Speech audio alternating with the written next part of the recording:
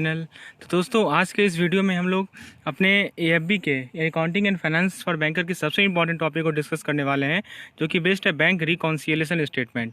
दोस्तों मैं जो आप लोगों को टेक्निक शेयर करूंगा इस पर्टिकुलर टॉपिक में, उसे ध्यान से सुनिएगा। बहुत ही महत्वपूर्ण टॉपिक है, इससे क्वेश्चन निश्चित रूप से आएंगे और आपका कंसेप्ट बिल्कुल भी क्लियर हो जाएगा। हम लोग इस टॉपिक में साथ ही साथ कुछ न्यूमेरिकल भी करेंगे, जो कि ऑब्जेक्टिव टाइप न्यूमेरिकल्स हैं, जिससे आपका कंसेप्ट एकदम क्रिस्टल क्लियर हो जाएगा। तो अंतिम तक बनी रहिएगा इस वीडियो में। आप निश्चित रूप से 5 मार्क्स लेकर जाएंगे इस पर्टिकुलर वीडियो को, यदि आप अंत तक सुनते हैं और मेरे बातों को ध्यान से समझते हैं। तो जो नियम है, जो जो जो कि ये पूरा नियम बेस्ड है, रूल्स बेस्ड टॉपिक है। तो आपको ये रूल पता है तो आप निश्चित रूप से सॉल्व कर लेंगे क्वेश्चंस को। आइए सबसे पहले देखते हैं क्या क्या टॉपिक हमें पढ़ना है। सबसे पहला हमें समझना है कि आखिर बैंक रिकॉन्सिलिएशन की ज़रूरत क्या है। उसके बाद है cause of difference, causes of difference, preparation. अब हम लोग पहले ज़रूरत समझेंगे, फिर डिफरेंस का कॉजेज समझेंगे। उसके बाद आप ये समझेंगे कि बैंक रिकॉन्सिलिएशन स्टेटमेंट कैसे प्रिपेयर करते हैं। अब देखिए, अब एक और है topic, how to prepare a bank reconciliation statement when extract of cash book and passbook are given. जब आपको कैश बुक और पासबुक का एक्सट्रैक्ट दे दिया रहेगा तो कैसे आप BRS, शॉर्ट में से BRS कहते हैं, वो प्रिपेयर करेंगे। उसके बाद आप कैश बुक बैलेंस को एडजस्ट कैसे करेंगे, और लास्ट में इसके एडवांटेजेस को देखेंगे। आइए शुरुआत करते हैं। देखिए सबसे पहले कैश बुक क्या शो करता है, it shows balance due to bank और ड्यू फ्रॉम बैंक। देखिए कैश बुक ये शो करता है कि बैंक से जो बैलेंस ड्यू है, ठीक है, एक है ड्यू टू और एक है ड्यू फ्रॉम, दोनों में डिफरेंस है दोस्तों। बैंक में जो कैश ड्यू है वो या बैंक से जो ड्यू है वो दोनों का दोनों हमारा कैश बुक शो करता है। ठीक है, कैश बुक यानी कि bank column. This is maintained by the customer. हाँ, कैश बुक कौन मेंटेन करता है, तो कैश बुक कस्टमर मेंटेन करता है। अब देखिए ऑब्वियस ही बात है, जब ये बुक है तो इसका दो साइड होगा, एक डेबिट साइड होगा और एक क्रेडिट साइड होगा। जो डेबिट साइड होता है कैश बुक का, वो फेवरेबल बैलेंस होता है। ठीक है, फेवरेबल बैलेंस कहने का क्या मतलब हुआ, फेवरेबल किसके लिए, तो बैंक के लिए। क्यों, क्योंकि ये वो पैसा है जो कि bank owes to customer, bank owes to customer, मतलब बैंक का कस्टमर के ऊपर उधार है। ठीक है, ये हमारा होता है डेबिट बैलेंस। ठीक है, तो और दूसरा पार्ट है credit balance. Credit balance of a cash book का मतलब ओवरड्राफ्ट विच अ कस्टमर ओज टू बैंक। ठीक है, देखिए डेबिट बैलेंस में क्या हुआ कि आपने जो कस्टमर ने पैसा बैंक में जमा किया है वो बैंक पे उधार है ना, ठीक है, तो बैंक को लौटाना है वापस, तो ये हमारा हो जाएगा डेबिट बैलेंस, जो पैसा कस्टमर का बैंक में जमा है वो। और क्रेडिट बैलेंस क्या होगा, जो ओवरड्राफ्ट है। ठीक है, बैंक जो लोन दे रही है तो वो बैंक के लिए क्या एसेट है एक तरह से, इसलिए वो बैंक के क्रेडिट बैलेंस में वो बैंक का वो कैश बुक का क्रेडिट बैलेंस होगा। तो अभी तक हम लोगों ने क्या क्या समझा, सबसे पहला ये समझा कि कैश बुक जो है कस्टमर मेंटेन करता है। इसमें दो चीज़ शो होता है, जो ड्यू बैंक को है और जो बैंक से ड्यू है, दो चीज़ शो होता है। एक डेबिट साइड होता है और एक क्रेडिट साइड होता है। डेबिट साइड फेवरेबल होता है, फेवरेबल इसलिए होता है क्योंकि इसमें जो कस्टमर ने पैसा जमा किया है वो शो होगा। और जो हमारा क्रेडिट साइड है वो ओवरड्राफ्ट होता है। ठीक है, क्यों, क्योंकि ये कस्टमर पैसा ये जो है बैंक कस्टमर ने बैंक से पैसा लिया है उधार ले। चलिए ये हो गया कैश बुक, समझ में आ गया। अब बात करते हैं पासबुक। अब देखिए पासबुक किसके रिस्पेक्ट में है, तो पासबुक है कस्टमर के रिस्पेक्ट में। कैश बुक किसके रिस्पेक्ट में था, तो कैश बुक था बैंक के रिस्पेक्ट में। पासबुक क्या है, it shows balance due to customer और ड्यू फ्रॉम कस्टमर। जो भी बैलेंस कस्टमर से ड्यू है या कस्टमर से या कस्टमर को ड्यू है वो पासबुक शो करता है। तो आप समझिए सिंपल सी बात है, क्रेडिट बैलेंस होगा तो मतलब क्या हो गया, ये फेवरेबल बैलेंस हो गया। ठीक है, और यदि डेबिट बैलेंस होगा तो इसका मतलब हुआ कि ओवरड्राफ्ट हो गया। तो मैं आप लोगों को कन्फ्यूजन होने से बचने के लिए मैं एक ट्रिक बताता हूँ, जिसे आप लोग तुरंत इसे याद कर लेंगे। जैसे देखिए, आप किसी एक को याद रखिए, आप पासबुक को याद रखिए। देखिए कैश बुक को याद रखिए, कैश बुक कौन मेंटेन कर रहा है, कैश बुक कस्टमर मेंटेन कर रहे हैं। ठीक है, चलिए आप ऐसे समझिए कि हम लोग जनरल लैंग्वेज में क्या समझते हैं, पासबुक। ठीक है, तो पासबुक में यदि क्रेडिट होता है तो वो फेवरेबल मानते हैं हम लोग। ठीक है, और यदि डेबिट बैलेंस होता है तो वो ओवरड्राफ्ट होता है दोस्तों। ठीक है, तो एक को आप याद रख लीजिए, किसी दोनों एक को, तो आपका काम चल जाएगा। तो आप नीचे वाला याद रख लीजिए, उसका अपोजिट हो जाएगा आपका ऊपर वाला। क्योंकि आप जब कैश बुक में क्या देखते हैं, कैश बुक में जो क्रेडिट होता है वो हमारा क्या होता है दोस्तों, वो हमारा अनफेवरेबल होता है। और जो डेबिट है तो जैसे इसका अपोजिट है दोस्तों। आप देख सकते हैं कैश बुक में फेवरेबल बैलेंस कौन सा है हमारा, डेबिट बैलेंस, जबकि पासबुक में फेवरेबल बैलेंस कौन सा है हमारा, क्रेडिट बैलेंस। ठीक है, इसीलिए ये दूसरे का रेसिप्रोकल है। चलिए ये चीज़ें क्लियर हो गई। अब देखिए, debit balance as per cash book should tally with credit balance as per bank passbook and vice versa. ये बहुत इंपॉर्टेंट है। देखिए, एक बुक कस्टमर मेंटेन कर रहा है जिसे हम लोग कैश बुक कहते हैं, और एक बुक बैंक मेंटेन कर रहे हैं जिसे हम लोग पासबुक कहते हैं। हम लोग कस्टमर के बिहाफ में पासबुक लेके जाते हैं बैंक में, और बैंक उसे अपडेट करती है दोस्तों, ये तो करती ही है ना। ठीक है, तो क्या क्या क्या मैच करना चाहिए, डेबिट बैलेंस कैश बुक के अनुसार और क्रेडिट बैलेंस पासबुक के अनुसार, ये दोनों क्या हो जाना चाहिए दोस्तों, मैच करनी चाहिए। चलिए, बैंक रिकॉन्सिलेशन स्टेटमेंट है क्या, आखिर क्यों प्रिपेयर करते हैं, आप समझ में आएगा आपको। बेसिक, अब ये सब बेसिक चीज़ें थी कि पासबुक क्या है, कैश बुक क्या है, कौन मेंटेन करता है, डेबिट बैलेंस किस में फेवरेबल होगा, किस में अनफेवरेबल होगा, ये सभी चीज़ें बेसिक थी। अब देखिए, बैंक रिकॉन्सिलेशन स्टेटमेंट जो है प्रिपेयर कर किया जाता है कि ये जो डिफरेंसेस हैं, टू रिकॉर्ड दिस डिफरेंसेस। अब मान लीजिए कि कुछ डिफरेंस आ गया, मैंने अभी क्या बताया कि जो डेबिट बैलेंस है आपके कैश बुक का और जो क्रेडिट बैलेंस है आपके पासबुक का, ये दोनों मैच करना चाहिए। लेकिन यदि डिफरेंस हो गया तो क्या होगा, यदि डिफरेंस हो गया तब काम आता है बैंक रिकॉन्सिलेशन स्टेटमेंट का। आप समझ में आया आपको कि बैंक रिकॉन्सिलेशन स्टेटमेंट की जरूरत क्या है, कि यदि हमारा डेबिट बैलेंस और हमारा क्रेडिट बैलेंस के बीच में डिफरेंस हो गया तो बात आती है बैंक रिकॉन्सिलेशन स्टेटमेंट की। ये प्रिपेयर किया जाता है ताकि हम लोग जिस डिफरेंस को रिकॉर्ड कर सकें और बैलेंस को कंफर्म कर सकें। It must be remembered that the bank reconciliation statement prepare not to rectify the difference. याद रखिएगा कि बैंक BRS, मैं शॉर्ट में BRS बोलूँगा, BRS से हम लोग डिफरेंस को रेक्टिफाई नहीं करेंगे, लेकिन बस डिफरेंस अमाउंट को टैली करेंगे। चीज़ें क्लियर हो रही हैं टैली करने के लिए। अब प्रैक्टिकल में समझाता हूं दोस्तों। मान लीजिए कैश बुक स्टार्टिंग पॉइंट है, तो पासबुक क्या होगा, हमारा टारगेट पॉइंट होगा। ऑन द अदर हैंड, यदि पासबुक स्टार्टिंग पॉइंट है तो कैश बुक हमारा क्या होगा, टारगेट पॉइंट होगा। हमें ध्यान में रखना है केवल टारगेट पॉइंट को। ठीक है, यदि टारगेट कम होगा तो अमाउंट को डिडक्ट किया जाएगा, यदि टारगेट हाई होगा तो अमाउंट को ऐड किया जाएगा। ये बेसिक फंडा है। अब मैं इसे अप्लाई करना आपको बताता हूँ एग्जांपल के तौर पर। देखिए आपके सामने ऑर्डिनरी बैलेंस है आपके सामने। देखिए, सबसे पहले स्टार्टिंग पॉइंट होगा और एक टारगेट पॉइंट होगा हमारे पास। जैसे देखिए, if the balance as per cash book is starting से, मान लेते हैं कि कैश बुक से हमारा स्टार्टिंग पॉइंट कैश बुक है, तो हमारा टारगेट पॉइंट क्या होगा, पासबुक होगा, जैसा कि हम लोगों ने देखा है। ठीक है, मान लेते हैं कि कैश बुक का जो बैलेंस है वो है 10,000 रुपया। देखिए आपके सामने लिखा हुआ है। ठीक है, balance as per cash book is 10,000 rupees. तो ये प्लस में मैंने क्रेडिट में दिखाया है।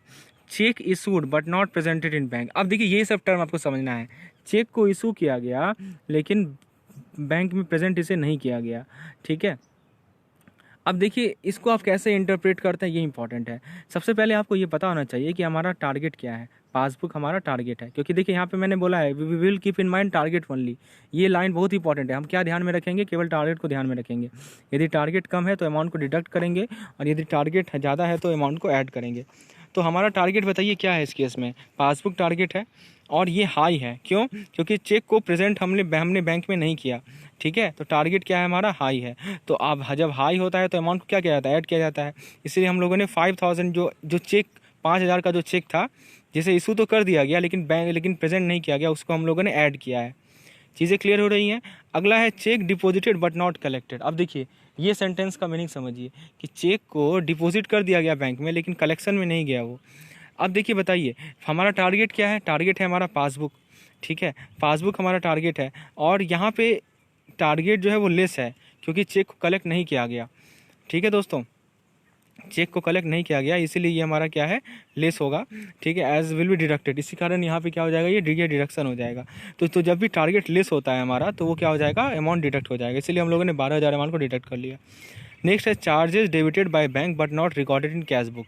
तो बैंक हाँ, अब कैश बुक कौन मेंटेन करता है, कस्टमर मेंटेन करता है। बैंक ने तो चार्ज डिडक्ट कर ली लेकिन अभी तक कैश बुक में उसका रिकॉर्ड नहीं मेंटेन हुआ है। तो अब बताइए ये जो इस केस में टारगेट है हमारा पासबुक। ठीक है, टारगेट क्या है हमारा, पासबुक। तो पासबुक में क्या होगा आप बताइए, पासबुक में अमाउंट लेस होगा या ऐड होगा। ऑब्वियस सी बात है, पासबुक में अमाउंट तो लेस होगा ना, क्योंकि वो चार्ज जो है वो काट लिया गया है। सो 800 रुपीज़ अमाउंट जो है डिडक्ट होगा हमारे पासबुक में, क्योंकि आप देख सकते हैं माइनस साइन में हमने लिखा है। फिर देखिए dividend collected by bank directly. अब देखिए डिविडेंड बैंक ने डायरेक्टली कलेक्ट कर लिया। ठीक है, तो दोस्तों डिविडेंड जो है वो इस केस में क्या हो गया पासबुक में ऐड हो जाएगा, क्योंकि ये टारगेट हमारा ज़्यादा है। और अब देखिए फाइनल जो बैलेंस होगा एज़ पर पासबुक वो कितना होगा, वो हो जाएगा आपका 3,400। जो हमारा टारगेट पॉइंट है वो कितना है दोस्तों, 3400। तो आप अब एक चीज़ देखिए कि टैली आप करना है हमें। ठीक है दोस्तों, ये हमारा ऑर्डिनरी बैलेंस है। तो आप सभी जो प्लस वाला को ऐड कीजिएगा तो 16,200 आएगा, और जो माइनस वाले को ऐड कीजिएगा तभी आपका क्या आएगा, 16,200। नेक्स्ट है हमारा ओवरड्राफ्ट का केस। ठीक है, तो दोस्तों ध्यान रखने वाली बात यह है कि ओवरड्राफ्ट जो हमारा फेवरेबल बैलेंस है उसको हम लोग हमेशा, देखिए यहाँ पे नीचे में कुछ नियम लिखा हुआ है, इसी नियम को हम लोग फॉलो करेंगे। और अभी मैं आप लोगों को नियम समझा देता हूँ कि फेवरेबल बैलेंस को हमेशा पॉजिटिव साइड में लिखा जाएगा और ओवरड्राफ्ट को हमेशा नेगेटिव साइड में लिखा जाएगा। ठीक है, तो देखिए दोस्तों, तो आप देख सकते हैं यहाँ पे कि एक है हमारा कैश बुक। ठीक है, एक आप यहाँ देख सकते हैं कैश बुक में डेबिट बैलेंस क्या है, हमारा फेवरेबल बैलेंस है, इसीलिए उसे पॉजिटिव साइड में लिखेंगे। कैश बुक में क्रेडिट बैलेंस जैसे कि ओवरड्राफ्ट, ठीक है, जो नेगेटिव साइड में आएगा। पासबुक में क्रेडिट बैलेंस फेवरेबल होता है, उसे पॉजिटिव साइड में लिखते हैं। और पासबुक में डेबिट बैलेंस ओवरड्राफ्ट जो कि नेगेटिव साइड में होगा। ये बेसिक रूल्स है, ये तो क्लियर हो गया। अब देखिए कौन कौन से केसेस मोस्ट फ्रिक्वेंटली होते हैं वो मैं आपको आपके सामने प्रस्तुत कर रहा हूँ। सबसे पहला है cheque received from customer are debited to bank account. देखिए कस्टमर से मान लीजिए चेक रिसीव किया हमने तो क्या होता है बताइए, तो उसको हम लोग बैंक अकाउंट से डेबिट करते हैं, किस में, कैश बुक में। ठीक है दोस्तों, and thereafter deposited in the bank. Cheque receive from customer are debited to bank account in the cash book and thereafter deposited in bank. Non collection of certain cheque will lead to excess balance in the cash book and lesser balance in the passbook. ये basic concept है।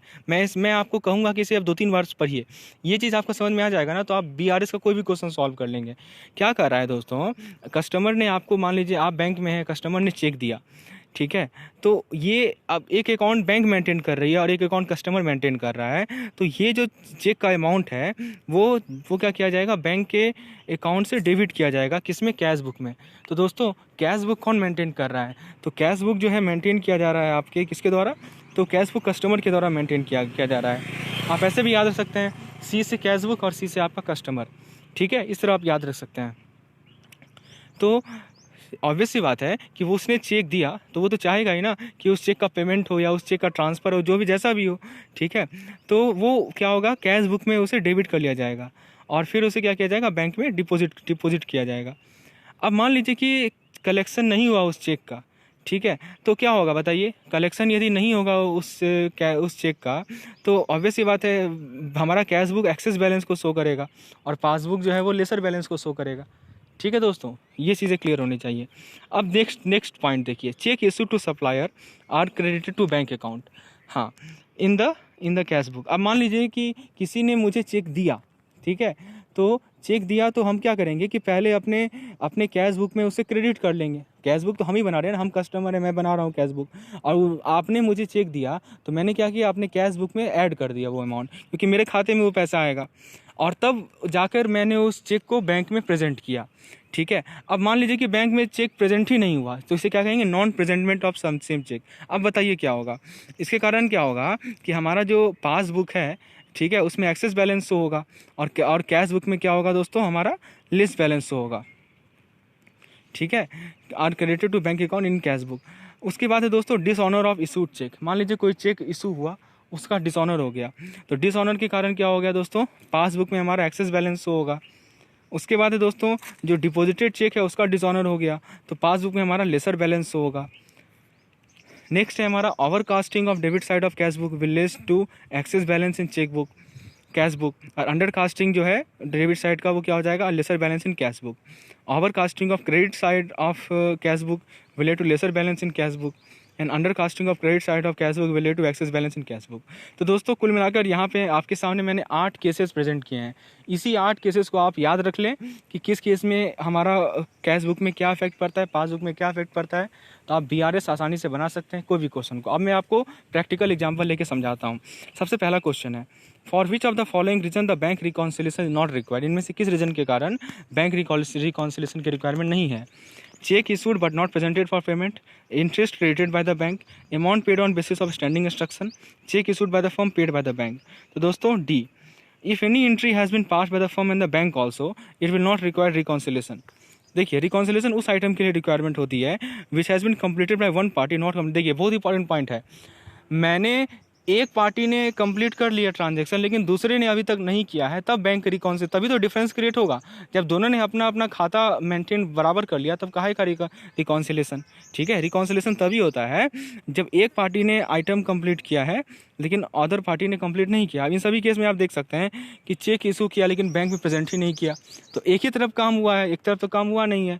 Interest bank ने credit कर दिया, customer ने अपने account में चढ़ाया ही नहीं, तो वो उस केस में होगा। लेकिन तीसरे केस में जो चौथे केस में जो कर रहा है कि फर्म ने चेक इशू किया और बैंक ने पे कर दिया, तो दोनों चीज़ हो चुका है।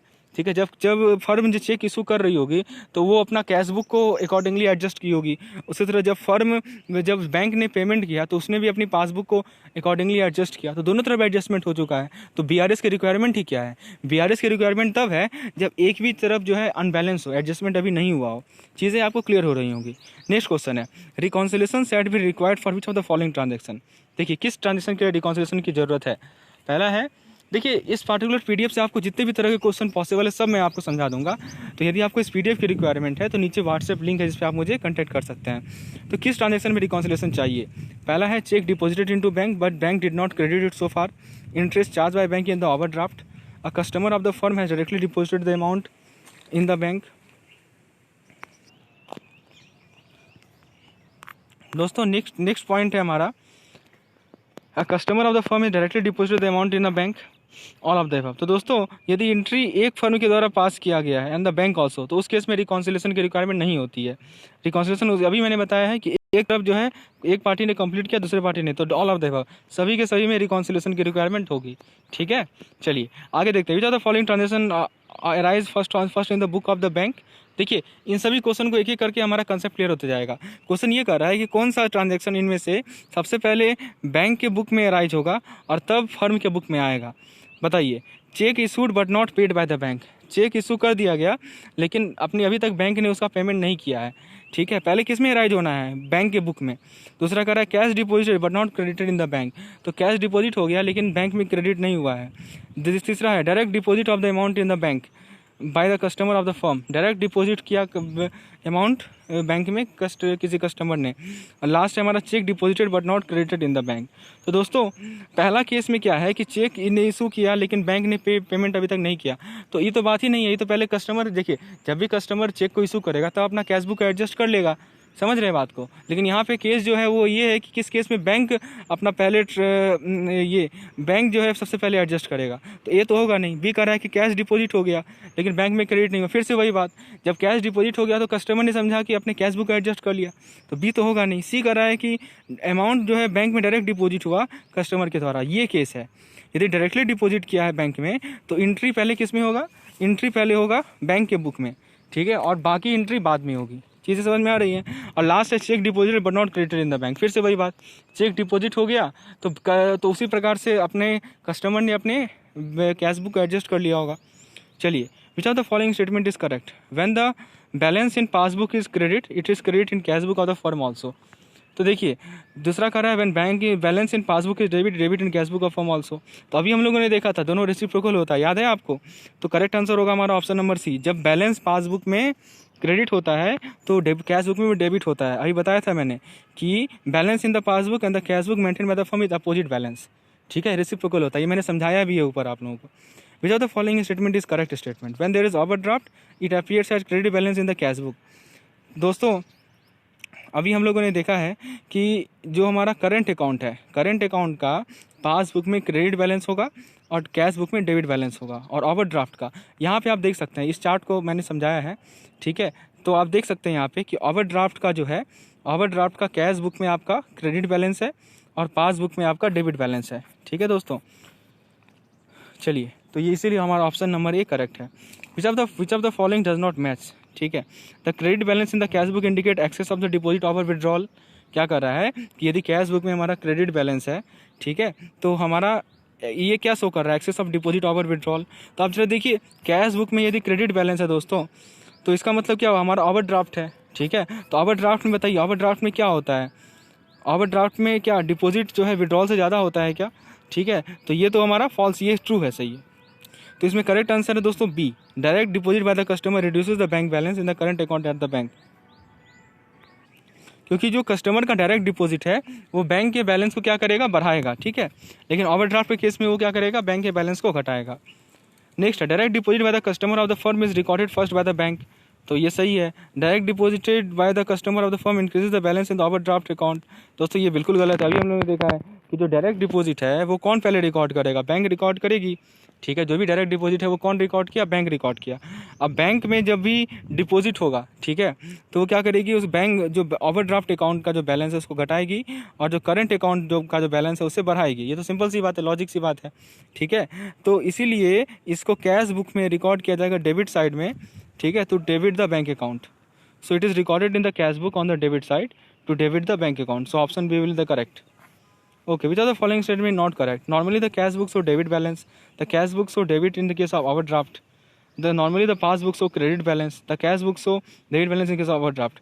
तो दोस्तों जब ओवरड्राफ्ट होता है तो कैश बुक क्या शो करता है, क्रेडिट बैलेंस शो करता है, ठीक है। ये अभी हम लोगों ने ऊपर देखा है। नेक्स्ट है, अब देखिए आप कुछ प्रैक्टिकल बेस्ड क्वेश्चन हैं। Balance in the cash book is ₹12,000. A cheque of ₹1,000 deposited with the bank has been dishonoured. अभी हम लोगों ने डिसऑनर का केस देखा था. and has been debited ₹20 as check returning charges. The balance in the passbook should be.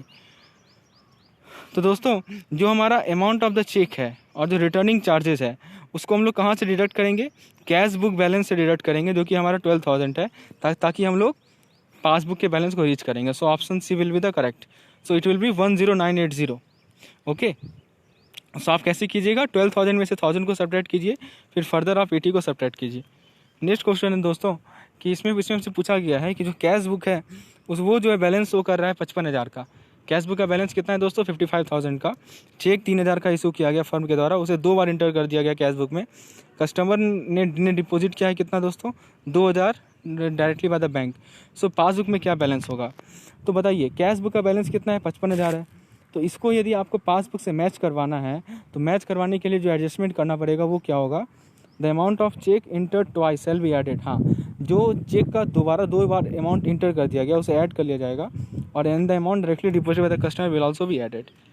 अब देखिए next question है कि पासबुक शो कर रहा है बैलेंस 15,000 का और फर्म ने जो चेक इशू किया है 1,000 का उसे डेबिट कर लिया गया है बैंक का दूसरे अकाउंट में, and cheque for ₹3,000 deposited in the account has been dishonoured and the bank has debited ₹30 at the returning charge. तो इसमें आपसे पूछा गया है कि कैश बुक का बैलेंस क्या होगा. तो दोस्तों to tally the balance passbook balance with the cash book, the amount of cheque issued by the firm shall be reduced, the amount of cheque dishonoured shall be added and the amount of cheque shall be added. इस प्रकार से कुछ और से यहाँ पे आपके numericals हैं जिसके थ्रू आपका इस पूरा का पूरा टॉपिक क्लियर हो जाएगा. तो आप इसका स्क्रीनशॉट ले लें और इसे एक बार खुद से ट्राई करें. और यदि आपको किसी पार्टिकुलर क्वेश्चन में कोई कठिनाई हो रही है तो आप नीचे मुझे कमेंट सेक्शन में लिखें, मैं उसे समझाने का प्रयास करूँगा. तो फ्रेंड्स ये था हमारा आज का लेसन. इसमें मैंने आप लोगों को जितने भी पॉसिबल टाइप ऑफ क्वेश्चन हो सकते हैं जो कंसेप्ट बेस्ड है बैंक रिकॉन्सिलिएशन स्टेटमेंट के, वो मैंने क्लियर किए. होपफुली आपको समझ में आई होगी. तो ये चीज़ें क्लियर हो रही हैं तो एक लाइक ज़रूर कीजिएगा, चैनल को सब्सक्राइब कीजिए और इसे शेयर कीजिए. धन्यवाद.